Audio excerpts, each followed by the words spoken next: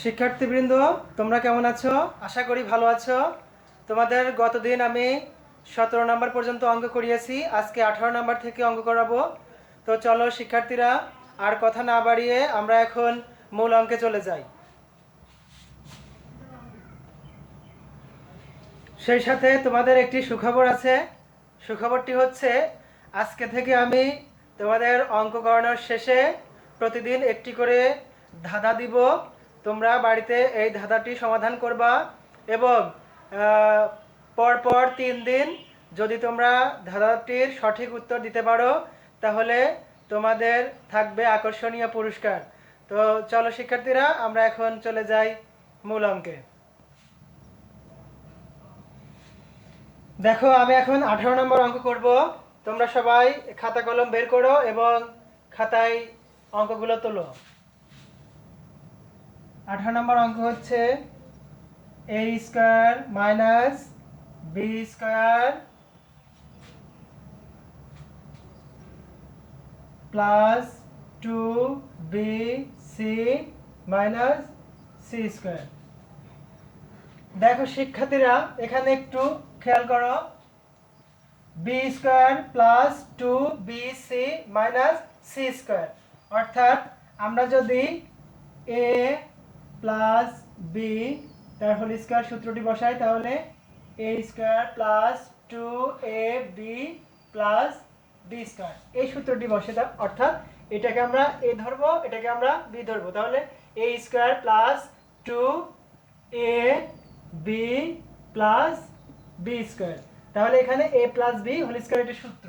ঠিক একই নিয়মে দেখো শিক্ষার্থীরা, এখানে b স্কয়ার অর্থাৎ এটাকে আমরা a ধরবো, a স্কয়ার প্লাস 2, এখানে 2 সূত্রের 2, bc অর্থাৎ এটা a আর এটা b মাইনাস c স্কয়ার, কিন্তু এখানে শেষে মাইনাস আছে, a plus b whole square অথবা a minus b whole square সূত্র কখনো শেষে মাইনাস হয় না। সেক্ষেত্রে এখানে যেহেতু মাইনাস দিছে, আমরা এখানে মাইনাস কমন নিতে পারি।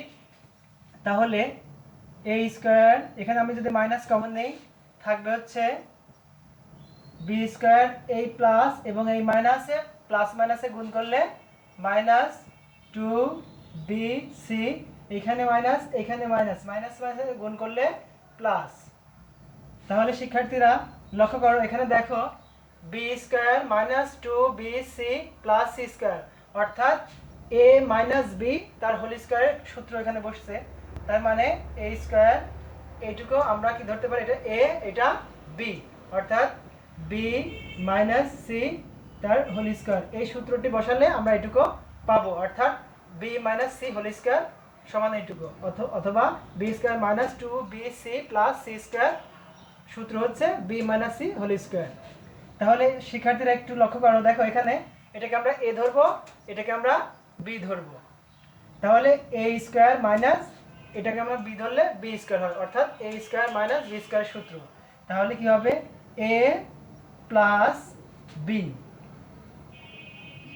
a প্লাস এখানে প্লাস এখানে মাইনাস, প্লাস মাইনাসে minus, a plus b into a minus b। আগেই বলেছিলাম এখানে যদি মাইনাস দিই আর এখানে মাইনাস মাইনাসে গুণ করলে প্লাস, এটা হচ্ছে অ্যানসার। আশা করি শিক্ষার্থীরা তোমরা অঙ্কটি বুঝতে পেরেছো। তোমরা খাতায় তুলে নাও। এখন আমরা পরের অঙ্কে চলে যাব। আমরা এখন 19 নম্বর অঙ্ক করব।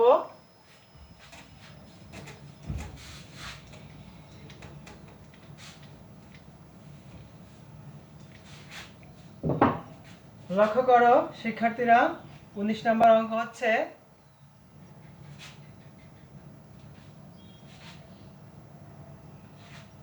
একশো 44 x⁴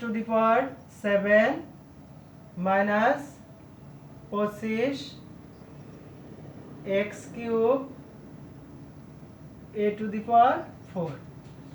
একটু লক্ষ্য করো শিক্ষার্থীরা, দেখো এইখানে 144 x⁴ minus 25 x³ A to the পাওয়ার 4। আমরা এখানে কি কমন নিতে পারি শিক্ষার্থীরা একটু লক্ষ্য করো। এখানে এক্স এক্স এর পাওয়ার অর্থাৎ সূচক, এখানে এক্স আছে 7টি, এখানে এক্স আছে 3টি, অর্থাৎ কমন নিতে হলে সবথেকে ছোট সংখ্যাটি কমন নিতে হয়। অর্থাৎ আমরা 3টা এক্স অর্থাৎ এক্স কিউব আমরা কমন নিতে পারি। এক্স কিউব কমন নিলে কি থাকবে 144, এখানে 7টা থেকে 3টা কমন গেলে থাকবে x to the power 4 minus 25, এখানে 3টা ছিল 3টা কমন গেছে থাকে হচ্ছে এ টু দি পাওয়ার 4।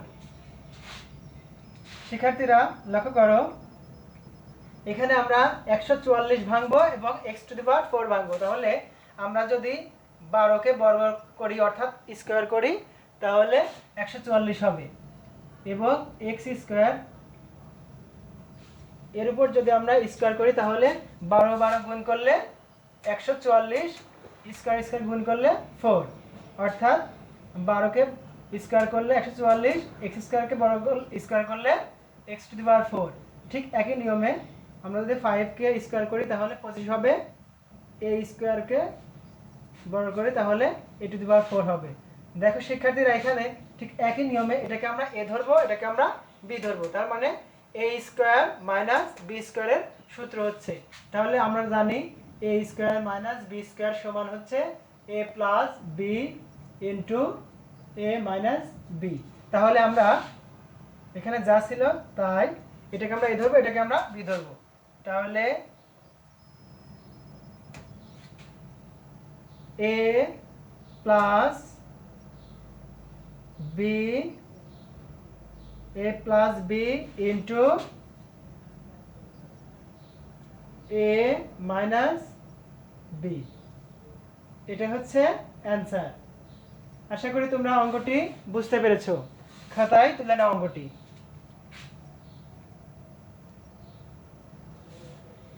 এখন আমরা এই অধ্যায়ের সর্বশেষ অর্থাৎ 20 নম্বর অঙ্কটি করব।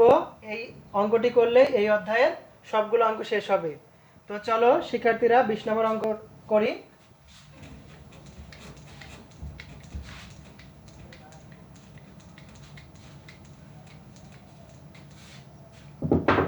বিশ নম্বর অঙ্ক হচ্ছে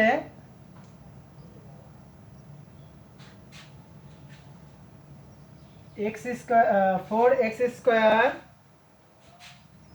plus 12xy plus 9y square minus 16 square. শিক্ষার্থীরা একটু লক্ষ্য করো, আমরা এই প্রত্যেকটি সংখ্যাকে আমরা ভাঙবো। দেখো আমি যদি 2কে স্কোয়ার করি তাহলে অবশ্যই 4 হবে, 2 দুগুণ 4, এক্সকে স্কোয়ার করলে এক্স স্কোয়ার প্লাস, আমরা এখন 12কে বিভাজন করবো অর্থাৎ ভাঙবো। তাহলে 2, এটাকে আমরা এ ধরবো, এটাকে আমরা বি ধরবো, এখানে 9কে ভাঙবো 3y। তাহলে দেখো শিক্ষার্থীরা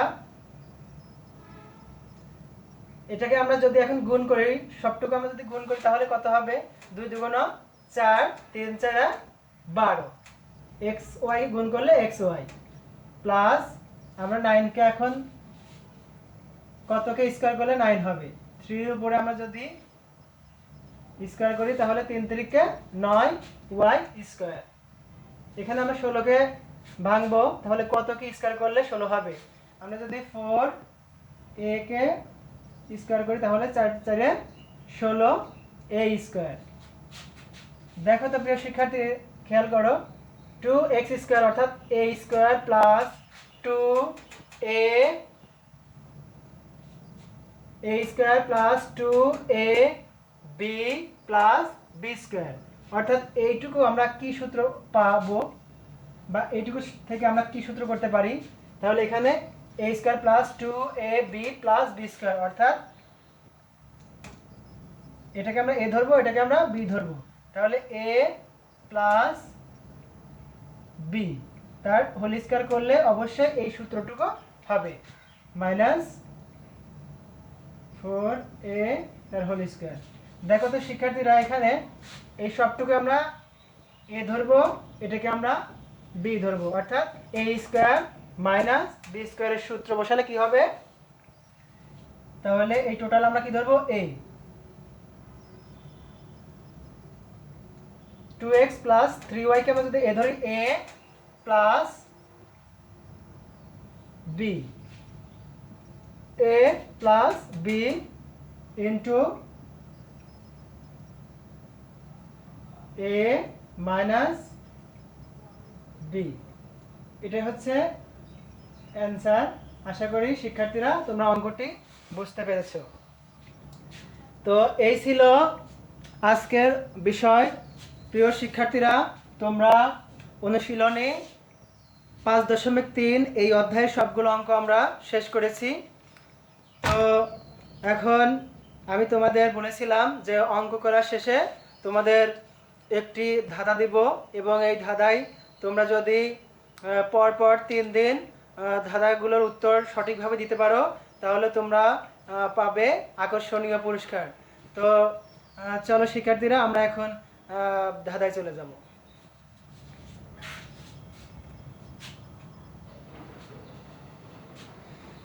দেখো শিক্ষার্থীরা, ধাঁধাটি হচ্ছে একটি টেবিলে 45টি মোমবাতি জ্বলছিল। আমি যদি ফু দিয়ে 13টি মোমবাতি নিভিয়ে দেই তাহলে টেবিলে আর কতটি মোমবাতি অবশিষ্ট থাকবে? আশা করি তোমরা এই ধাঁধাটির উত্তর সঠিকভাবে দিতে পারবা এবং তোমরা বিজয়ী হবে এই আশা রাখি। তো প্রিয় শিক্ষার্থী, এই ছিল আজকের বিষয়। তো এই পর্যন্ত সবাই ভালো থেকো, সুস্থ থেকো। আজকের মতো এখানেই বিদায়। আল্লাহ হাফেজ।